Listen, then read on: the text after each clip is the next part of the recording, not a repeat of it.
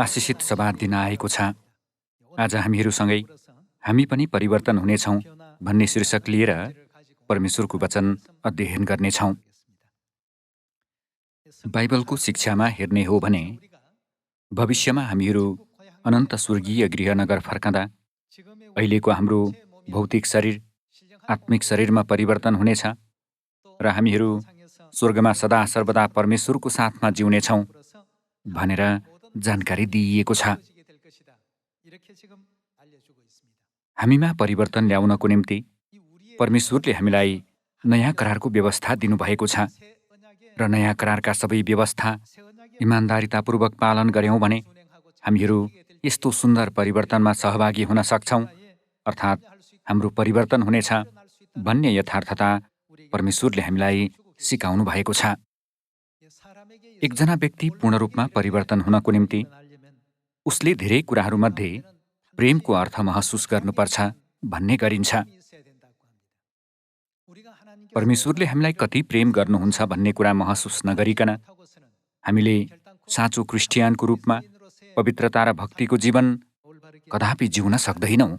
परमेश्वरको प्रेम जान्ने र महसुस गर्ने मानिसहरूले लगनशीलतापूर्वक प्रचार गर्न सक्छन्। परमेश्वरको प्रेम जान्ने मानिसहरूले जस्तोसुकै सतावट, कठिनाई र कष्टको सामना गर्नु परे पनि सुसमाचार सुनाउन कदापि हिचकिचाउँदैनन् र ख्रीष्टलाई विश्वास गरेर पछ्याउन छोड्दैनन्। सुरुको मण्डलीका सन्तहरूले ख्रीष्ट स्वयं क्रुसमा टाँगिनु भएको देखे अनि हाम्रा पापहरू क्षमा गरिदिन परमेश्वरले गर्नुभएका सबै बलिदानहरू उहाँको प्रेम रहेछ भने तिनीहरूले गहिरो गरी महसुस गरे।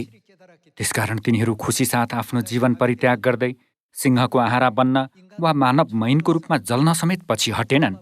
रोमी शासकहरूको दमनको बावजुद तिनीहरूले विश्वासको बाटो हिँड्न छोडेनन्।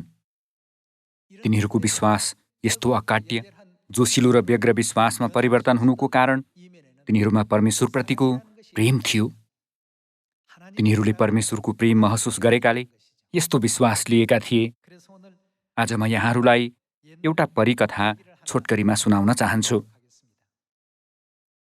यहाँहरूलाई ब्युटी एन्ड द बिस्ट नामक परिकथा थाहा छ नि?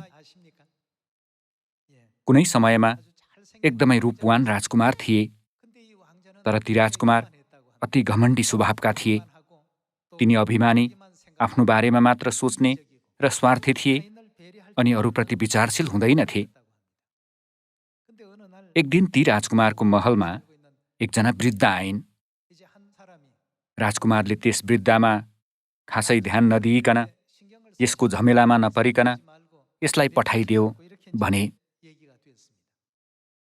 राजकुमारले त्यसो भन्नासाथ त्यस वृद्धाले राजकुमारलाई कुरूप जनावरमा परिणत गरिदिने श्राप दिइन्। राजकुमार भयानक जनावरमा परिणत भए। यसको साथै महलका सबै सेवकहरू पनि श्रापमा परेर कोही घडीमा, कोही कितलीमा र कोही यस्तै अरू घरेलु वस्तुमा परिणत भए। यो श्रापबाट मुक्त हुन सकिने पहिलो उपाय भनेको राजकुमारले तिनलाई प्रेम गर्ने व्यक्ति भेट्नु र दोस्रो तिनले प्रेमलाई बुझ्नु हो। राजकुमारले प्रेम गर्न सिकेमा मात्र तिनी भयानक जनावरबाट पहिलाको रूपवान स्वरूपमा परिणत हुन सक्ने शर्त थियो। राजकुमारको डरलाग्दो स्वरूपका कारण मानिसहरू डराएर तिनको नजिक हुन वा जान चाहेनन्। त्यसपछि एक दिन तिनले बेल नाम गरेकी एउटी सुन्दर युवती भेटे। अन्ततः ती दुवैजनाले स्वरूप जस्तो भए पनि एकअर्कालाई साँचो प्रेम गर्न थाले। बेल नाम गरेकी सुन्दर युवतीलाई भेटेर जनावरले प्रेम गर्ने तरिका सिक्नुको साथै प्रेमको साँचो अर्थ महसुस गर्न पुगे। परिणामस्वरूप अन्ततः त्यो जनावर पहिलाको रूपवान राजकुमारको स्वरूपमै फर्किए। यो नै ब्युटी एन्ड द बिस्टको कथा हो। यो एउटा परिकथा भए पनि यो कथा मार्फत पापको घुम्टो ओढेर शरीरको लुगा लगाएको हाम्रो स्वरूप भविष्यमा एकै क्षणमा आफ्नो वास्तविक स्वरूप अर्थात् आत्मिक स्वरूपमा परिवर्तन हुनेछ भन्ने बाइबलको शिक्षा बुझ्न एकदमै सजिलो हुने भएकोले आज मैले यहाँहरूलाई यो कथा भनेको हुँ। हाम्रो विश्वासमा पनि अनुग्रहात्मक र पूर्ण परिवर्तन चाहन्छौँ भने हामीले स्वर्गीय पिता माताको महान प्रेमलाई बुझ्नुपर्छ र महसुस गर्नुपर्छ। हामीले प्रेम गर्ने व्यक्ति भेटेमा मात्र हामीहरू परिवर्तन हुन्छौँ। यहाँहरू र म अनन्त स्वर्ग राज्यमा हुँदाखेरिको वास्तविक स्वर्गदूतको स्वरूपमा पुनः फर्कनेछौँ भनेर बाइबलमा पहिल्यै अगमबाडी गरिएर हामीलाई बोध गराइएको छ। यो कार्य पूरा हुनको निम्ति हामीले परमेश्वरको व्यवस्था र परमेश्वरको नियम इमान्दारितापूर्वक पालन गर्नुपर्छ। परमेश्वरको आज्ञाभित्र हामीलाई परिवर्तन गराउने आत्मिक तत्त्वहरू समावेश छन्। सुरुको मण्डलीका सबै सन्तहरूले सुरुदेखि नै यस्तो दह्रो विश्वास लिएका थिएनन्, तर तिनीहरूले ख्रिस्टलाई चिनेर ख्रिस्टको शिक्षा झन् धेरै पालन गरेकाले ख्रिस्टले क्रुसमा रगत बगाउनु भएर बलिदान गर्नुभएको चाहिँ उहाँले गलत कार्य गर्नुभएकोले होइन, तर हामीले स्वर्गमा हजारौँ पाप गरेकाले हो भनी तिनीहरूले महसुस गरे। हाम्रो अक्षम्य पाप क्षमा गरिदिन ख्रिस्टले हाम्रो सट्टामा मौनतापूर्वक कष्ट भोग्नुहुँदै कुर्रा खानुभयो, अपमान पाउनुभयो र क्रुसमा टाँगिनुभयो भनी तिनीहरूले महसुस गरे। तिनीहरूले यस्तो बलिदानयुक्त प्रेम महसुस गरेकाले यस पृथ्वीमा जस्तोसुकै कठिनाई, सतावट र उपहासहरू आइपरे पनि तिनीहरूको विश्वासलाई कुनै असर गर्न सकेन। मानिसहरूले विधर्मी भन्दै जतिसुकै निन्दा गरे पनि सुरुको मण्डलीका सन्तहरूको विश्वासलाई केहीले पनि नष्ट गर्न सकेन। त्यसैले आज हामी पनि परिवर्तन हुनेछौँ भन्ने प्रवचनद्वारा के हामीले परमेश्वरलाई सही तरिकाले बुझेर परमेश्वरप्रति गहिरो प्रेम लिएका छौँ भनेर आफैलाई सोध्नुपर्छ। हामीले परमेश्वरको प्रेम महसुस गरेको क्षण हामीमा परिवर्तन आउनेछ। परिकथाका राजकुमार श्राप पाएर जनावर भए, तर आफूले प्रेम गरेको व्यक्तिलाई भेटेर प्रेम भनेको के हो भन्ने कुरा महसुस गरेपछि तिनी परिवर्तन भए।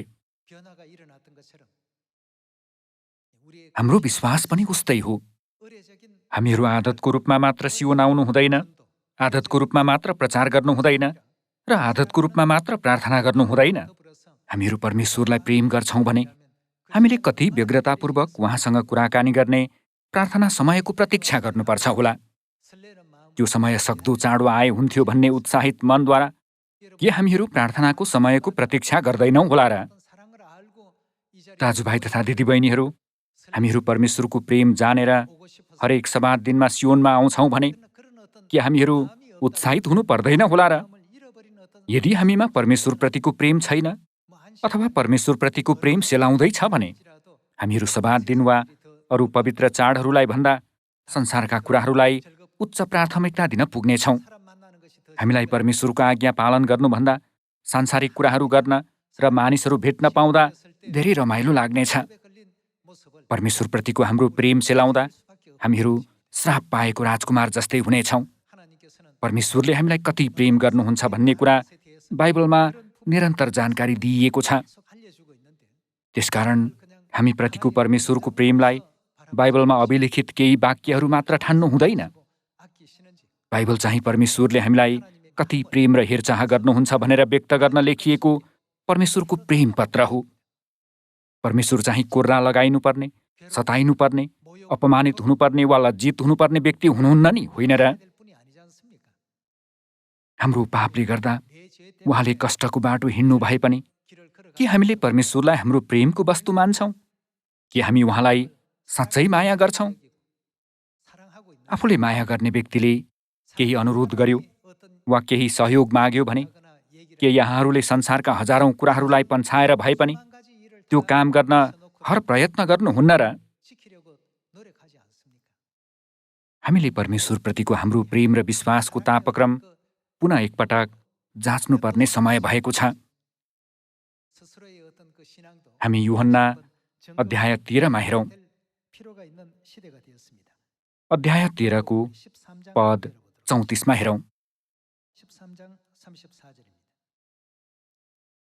एउटा नयाँ आज्ञा म तिमीहरूलाई दिँदछु, तिमीहरू एकअर्कालाई प्रेम गर।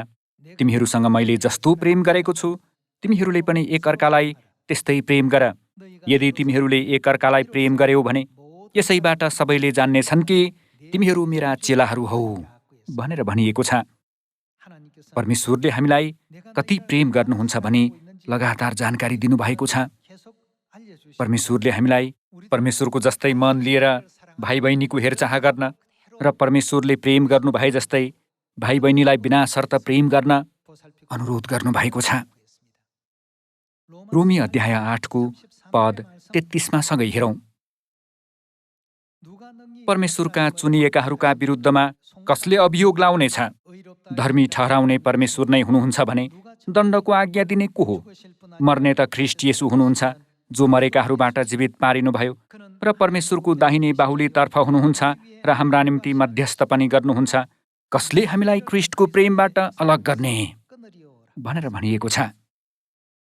प्रेरित पावलले परमेश्वरको प्रेम बुझेकाले एक कम 40 कुर्रा खान समेत हिचकिचाएनन्।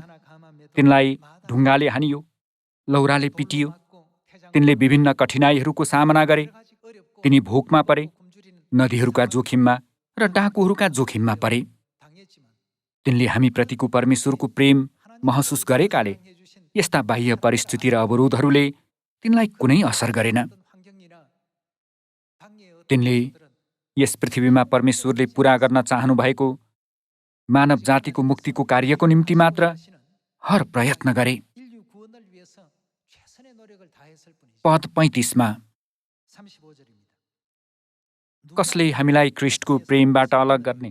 के सङ्कष्टले अथवा दुःखले वा खेदोले वा अनिकालले वा नग्नताले अथवा खतराले वा तरवारले? यस्तो लेखिएको छ, तपाईको खातिर हामी दिनभरि मारिन्छौँ, काटिने भेडा जस्तै हामीहरू गनिएका छौँ भनेर भनिएको छ। पद 37मा हेर्ने हो भने, होइन, यी सबै कुरामा हामीलाई प्रेम गर्नुहुनेद्वारा हामी विजेताहरू भन्दा पनि अझ बढी छौँ। हामीलाई प्रेम गर्नुहुने व्यक्तिद्वारा तिनले प्रेमको वस्तु, प्रेमको महसुस र प्रेमको हृदय लिएकाले यस्ता सबै बाह्य कारकहरू तिनको निम्ति केही न केहीका भए। तिनले यी सबै कारकहरूलाई केही न केहीका ठानेकाले तिनले सबैलाई जित्न सके। तर परमेश्वरप्रतिको प्रेम बिना यस्ता कठिनाइहरू अनुभव गर्दै विश्वासको जीवन बिताउन गाह्रो हुन्छ। यो अत्यन्तै पीडादायी हुन्छ, अत्यन्तै कष्टप्रद हुन्छ। दाजुभाइ तथा दिदीबहिनीहरू, हामी आफूले प्रेम गर्ने व्यक्तिको सट्टामा मृत्यु भोग्दा हामीलाई त्यो मृत्युमा कुनै पीडा हुँदैन। तर हामी आफूले भोग्ने मृत्युलाई अन्यायपूर्ण ठान्छौँ भने त्यो मृत्यु जे जस्तो भए पनि अत्यन्तै पीडादायी लाग्नेछ। यहाँ पनि यी सबै कुरामा हामीलाई प्रेम गर्नुहुनेद्वारा हामी विजेताहरू भन्दा पनि अझ बढी छौँ भनिएको छ। पद 38मा, किनकि म यो पक्का गरी जान्दछु कि मृत्युले वा जीवनले, स्वर्गदूतहरूले वा प्रधानताहरूले, वर्तमानका कुराहरूले वा पछि हुने कुराहरूले वा शक्तिहरूले, उचाइले वा गहिराइले वा सारा सृष्टिमा भएका कुनै पनि कुराले ख्रीष्ट येशू हाम्रा प्रभुमा भएका परमेश्वरको प्रेमबाट हामीलाई के गर्न सक्ने छैन? अलग गर्न सक्ने छैन। यहाँहरू र मैले लिनुपर्ने विश्वासको दिशालाई रोमी अध्याय 8मा स्पष्टसित दर्शाइएको छ। हामीले हरेक दिन प्रार्थना समयमा प्रार्थना गर्छौँ, हरेक सब्बात दिनमा आराधना गर्छौँ, तेस्रो दिनको आराधना गर्छौँ र चाडहरूको आराधना गर्छौँ। त्यसैले हामीले परमेश्वरको इच्छा अनुसार इमान्दारितापूर्वक सुसमाचारको कार्य गरिरहेका छौँ भनेर प्राय सोच्ने गर्छौँ। तर बाहिरी रूपमा मात्र राम्रो गर्नु विश्वासको सही दिशा होइन। परमेश्वरले दिनुभएको दृष्टान्तको वचनमा गहुँ र सामा छन्, अनि गहुँको बीचमा के पनि छन् भन्नुभयो, भुस पनि छन् भन्नुभयो। भुस चाहिँ बाहिरी रूपमा गहुँ जस्तो देखिए पनि भित्रपट्टि पुरै खोक्रो हुन्छ। हामीले परमेश्वरप्रतिको प्रेमद्वारा निर्माण भएको विश्वास लिनुपर्छ, प्रेमद्वारा प्रचार गर्नुपर्छ, प्रेमद्वारा प्रार्थना गर्नुपर्छ। प्रेमद्वारा विश्वासको जीवनका सबै कार्यहरू गर्नुपर्छ। हामीले परमेश्वरलाई प्रेम गर्ने मनद्वारा सन्तहरूलाई हेर्छौँ भने हामीले सबै सन्तहरूको हेरचाह गर्न सक्छौँ। हामीहरू परमेश्वरप्रतिको प्रेमद्वारा समाज दिनमा सहभागी हुन्छौँ भने हाम्रो हृदय अत्यन्तै उत्साहित हुनेछ। तर यदि हामीहरू परमेश्वरप्रतिको प्रेम बिना त्यत्तिकै आज शनिबार भएकोले सबात दिन मान्छौँ अनि नियम र आज्ञाहरूद्वारा बाँधिएकोले सधैँ आदतको रूपमा क्रियाकलापहरू दोहोऱ्याउँछौँ भने हाम्रो विश्वासको जीवनमा कुनै खुसी र आनन्द पाउन सक्ने छैनौँ। यदि हामीले आज पनि जानुपर्छ र म आज आराम गर्न चाहन्छु भनेर सोच्छौँ भने हामीहरू मण्डली आए पनि खुसी महसुस गर्न सक्दैनौँ। हामीले परमेश्वरप्रतिको विश्वास बिना कुनै गतिविधि गर्छौँ भने हामी विजेताहरूभन्दा अझ बढी हुन सक्दैनौँ। जब हामीहरू परमेश्वरलाई विश्वास र प्रेम गर्छौँ तब हामीहरू सबै कठिनाइहरू जित्दै विजेताहरूभन्दा अझ बढी बन्न सक्छौँ अनि सारा सृष्टिमा भएका कुराले हामीलाई ख्रीष्टको प्रेमबाट अलग गर्न सक्दैन भन्न सक्नेछौँ। हामीहरू विश्वासको बाटोमा दौडँदै सुसमाचारको असल परिणाम कटनी गर्नुपर्ने आत्मिक शरदलाई स्वागत गरिरहेका छौँ। यदि हामीहरू स्याउ, नासपाती वा गहुँको आकारमा छौँ तर भित्रपट्टि भुस जस्तै कुनै बिया छैन भने त्यो अत्यन्तै ठुलो समस्या हुनेछ। हामीले परमेश्वरप्रतिको प्रेमलाई नबुझिकन वा महसुस नगरिकन सुसमाचारको कार्य गर्दा यस्तो परिणाम निम्तिन्छ। तसर्थ हामीहरू परमेश्वरको प्रेम सही तरिकाले बुझेर साँचो विश्वास निर्माण गरौँ। प्रार्थना गर्दा पनि हामीले प्रेम गर्ने परमेश्वरसँग प्रेमको सन्देश साट्ने समय नै प्रार्थना हो। हामीले कठिनाइको सामना गर्दा मात्र परमेश्वर यो समाधान गरिदिनुहोस्, त्यो समाधान गरिदिनुहोस् भनेर अनुरोध गर्दै परमेश्वरलाई जादुगरको रूपमा मात्र सोच्नु हुँदैन। पक्कै पनि परमेश्वरसँग सबै कठिन समस्याहरू समाधान गर्ने शक्ति छ। तर परमेश्वरले हामी पापीहरूलाई कति धेरै प्रेम गर्नुहुन्छ भनेर हामीले सोच्नुपर्छ।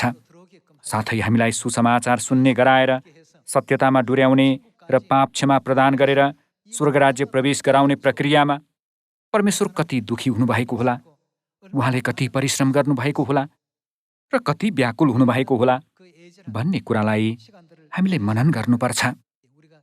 यसरी हामीहरू सही विश्वास निर्माण गरेर परमेश्वरमा दृढतापूर्वक खडा हुन सक्छौँ। त्यसो भए यदि हामीले परमेश्वरप्रतिको प्रेम बुझ्दैनौँ भने के हामी एकै क्षणमा, आँखाको एक निमेषमा तुरहीको आखिरी आवाजमा परिवर्तन हुने समूहमा सहभागी हुन सक्छौँ होला? हामीले यस विषयमा पनि सोच्न जरुरी छ। पहिलो थेसलोनिकी अध्याय 4 पद 14 हेरौँ।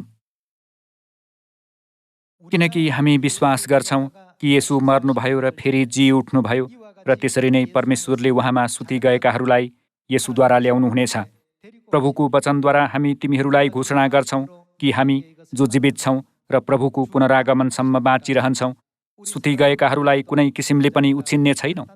किनकि प्रभु स्वयं हुकुमको गर्जनसित, प्रधान स्वर्गदूतको आवाज र परमेश्वरको तुरहीको स्वरसित स्वर्गबाट ओर्लनुहुनेछ र ख्रीष्टमा मरेकाहरू चाहिँ पहिले बौरी उठ्नेछन्। तब हामी बाँचिरहेका र छोडिएकाहरू प्रभुलाई आकाशमा भेट्न तिनीहरूका साथसाथै बादलमा उठाइ लगिनेछौँ र यसरी हामी सधैँ प्रभुसँग रहनेछौँ। यसै कारण एकले अर्कोलाई यी वचनहरूले सान्त्वना दियो भनेर भनिएको छ। प्रभु हुकुमको गर्जनसित, प्रधान स्वर्गदूतको आवाज र परमेश्वरको तुरहीको स्वरसित स्वर्गबाट ओर्लनुहुने महिमित दिनमा हामीहरू परमेश्वरलाई आकाशमा भेट्न उठाइ लगिने अनुग्रह र महिमामा प्रवेश गर्नेछौँ भनेर बाइबलमा अगमबाडी गरिएको छ। यहाँ हामीहरू आकाशमा उठाइ लगिनेछौँ भनेर अभिव्यक्त गरिएको छ। तर उठाइ लगिनेछौँ भन्ने यो अभिव्यक्तिलाई पहिलो कोरिन्थीको पुस्तकमा परिवर्तन हुनेछौँ भनेर वर्णन गरिएको छ। पहिलो कोरिन्थी अध्याय 15 हेरौँ। अध्याय 15 पद 50 हेर्नेछौँ। अब भाइ हो, म तिमीहरूलाई यो भन्दछु, मासु र रगत स्वर्गका राज्यको हकदार हुन सक्दैन, न त विनाश अविनाशको हकदार हुन सक्छ। हेर, म तिमीहरूलाई एउटा रहस्य भन्दछु, हामी सबै सुत्दैनौँ, तर हामी सबैको के हुनेछ? परिवर्तन हुनेछ एकै क्षणमा, आँखाको एक निमेषमा, तुरहीको आखिरी आवाजमा भनेर भनिएको छ। किनभने तुरही बज्नेछ र मृतकहरू अविनाशी भएर जीवित हुनेछन् अनि हाम्रो चाहिँ परिवर्तन हुनेछ। कस्तो परिवर्तन हुनेछ भने पद 53 देखि लगातार हेरौँ। किनकि यस विनाशी स्वभावले अविनाशी र यस मरणशील शरीरले अमरत्व धारण गर्नुपर्छ। जब विनाशीले अविनाशी र मरणशीलले अमरत्व धारण गर्छ, तब लेखिएको त्यो वचन पूरा हुनेछ। मृत्यु विजयमा निलिएको छ। ए मृत्यु, तेरो विजय कहाँ? ए मृत्यु, तेरो खिल कहाँ? मृत्युको खिल पाप हो र पापको शक्ति व्यवस्था हो। तर परमेश्वरलाई धन्यवाद होस् जसले हामीलाई हाम्रा प्रभु येशू ख्रीष्टद्वारा विजय दिनुहुन्छ। यसकारण मेरा प्रिय भाइ हो, स्थिर र अटल रहो, प्रभुको काममा सधैँ बढ्दै जाओ, किनकि तिमीहरू जान्दछौ कि प्रभुमा तिमीहरूको परिश्रम व्यर्थ हुँदैन भनेर भनिएको छ। परमेश्वरमा हाम्रो परिश्रम व्यर्थ हुँदैन भनेर बाइबलमा गवाही दिइएको छ। तुरहीको आखिरी आवाजमा के हुनेछ? एकै क्षणमा, आँखाको एक निमेषमा, तुरहीको आखिरी आवाजमा हामी सबैको परिवर्तन हुनेछ भनेर भनिएको छ। मरणशील शरीर अमरणशील शरीरमा परिवर्तन हुनेछ र विनाशी स्वभावले अविनाशी स्वभाव धारण गर्नेछ भनेर भनिएको छ। यो चाहिँ हाम्रो वास्तविक स्वरूप पुनः प्राप्त गर्नेछौँ भन्ने अर्थ हो। हामीलाई परिवर्तन गर्न सक्ने विभिन्न कारकहरू छन्, तर यस संसारमा हामीभित्र ठुलो परिवर्तन ल्याउन सक्ने एकमात्र कारक नै प्रेम हो भन्न सकिन्छ। कलसी अध्याय 3 को पद 5 मा सँगै हेर्नेछौँ। यसकारण तिमीहरूमा जो सांसारिक स्वभावका कुराहरू छन् तिनलाई मार। व्यभिचार, अशुद्धता, कामुकता, खराब इच्छा र लोभ, जो मूर्ति पूजा हो, यिनै कुराहरूका खातिर परमेश्वरको क्रोध आज्ञा नमान्नेहरूमाथि आउँदछ।